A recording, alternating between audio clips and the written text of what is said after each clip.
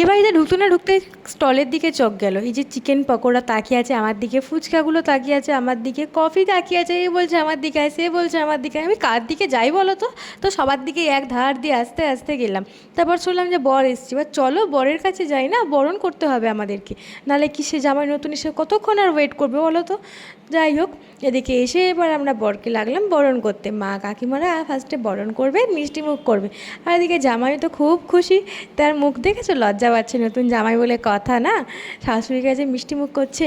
তো চলো এদিকে মানে কাকিমা বরণ করে নিই জামাইকে, আর এদিকে আমরাও আস্তে আস্তে এগোতে থাকি, কারণ জামাইকে নিয়ে তো যেতে হবে, কারণ অনেক টাইম হয়েই গেছে বিয়ের লগ্নর দিকে, অনেকটা রাতও হয়ে গেছিলো যেহেতু। আর এদিকে জামাই এসে ফার্স্টে কিছু ফটো আর ভিডিও ক্লিক করে নিচ্ছিল, সারা জীবন স্মৃতি হয়ে থাকবে তাই না। আর এদিকে আমার মনে হলো যে যাই একটু কফিটা খেয়ে আসি, আর কফি খেতে খেতে ব্লগটা আজকে আমি এতটাই রাখলাম। দেখা হবে নেক্সট অন্য কোনো একটা পার্ট নিয়ে। টাটা।